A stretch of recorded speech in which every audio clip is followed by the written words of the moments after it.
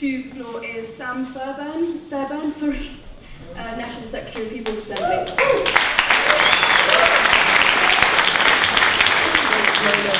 And thanks everyone for coming tonight. This has been an absolutely incredible meeting and an incredibly important time for us all, because I don't know if people remember, but the Tories campaigned around both elections, the last two elections actually, saying that the NHS was safe in their hands. Now, let's have a look at their track record. Not only are they now attacking the junior doctors, not only are they scrapping the bursaries for workers, for students, NHS students, but they've starved our NHS of funding. This has been the longest, the biggest starving of the funding that the NHS has faced since its foundation, which has led it into some of the biggest crisis, A&E crisis that we've seen. They've shut hospitals and A&E departments up and down the country, and they've privatised and sold off massive chunks of our NHS to their mates in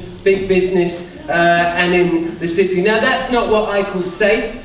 That is what I call a disaster, and you know what? It's a deliberate disaster as well. Because the truth is that this government want to break our NHS, and they're not just going to stop at the NHS. You only have to look at what's going on across every single section of society to realise that absolutely nothing is safe while this government sits in power.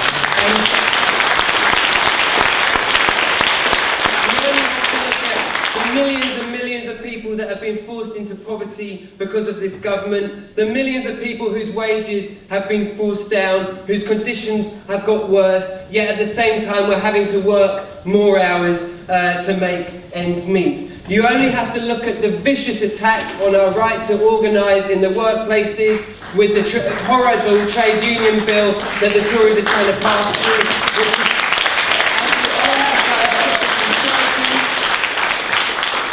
This government is presiding over one of the worst housing crises that this country has seen, and the housing bill that they're trying to push through Parliament at the moment will mark an end to social housing as we know it. Socially cleansing London. They're socially cleansing London. It's absolutely right. You only have to look at the way that they treat, as Paula quite rightly pointed out, the most vulnerable people in society, the way that they treat the disabled people, the way that their attitude towards the refugee crisis, calling them a bunch of migrants and these kind of things.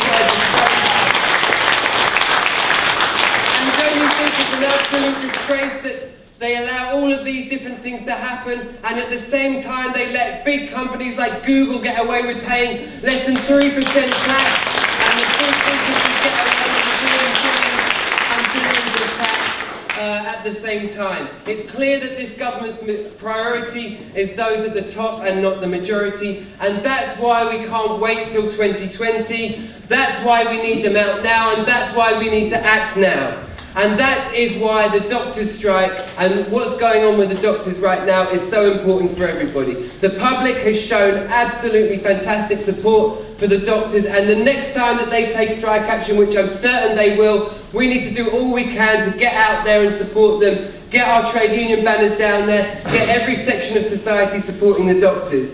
But that's also why the demonstration on the 16th of April that the People's Assembly is organising with trade unions, with campaigns, with every section of the movement is also absolutely critical. We need to bring all of these issues together. We need to have a massive show of strength on the streets against what this government's doing. Not only do those big demonstrations put a huge amount of pressure on the government, although they'll never admit it, they absolutely do put a huge amount of pressure on the government, but they also build the confidence of people in workplaces and across the country to build the confidence for people to take action and take further action as well. That's why those kind of things, those demonstrations are absolutely crucial, and that means we need everybody here not just to come on that demonstration but build it. We need all your friends there, we need your workmates there, we need to get out on the streets, we need to your neighbours, your kids, your states, everybody that you know show needs to be on that demonstration, because we can't let this government continue to get away with it. And that's why, if we continue to create this movement where we link all these issues together, I think we can create a political crisis that this government will never recover from. Thanks very much.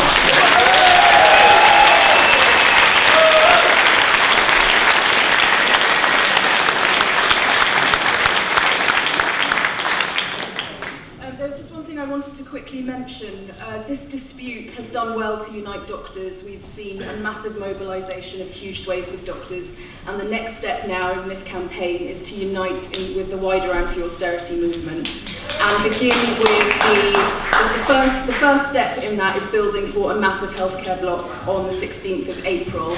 And to that end, there is going to be an open letter released to the media in the coming weeks, perhaps, or days, penned by myself, Yanis, and also Danielle, calling on health workers to join the wider anti-austerity movement. And I hope that every health worker in the room, there is a letter that Tom is waving at the back, if everybody who is a health worker or student, please sign this letter. It will be released later on this week. Thank you. Okay.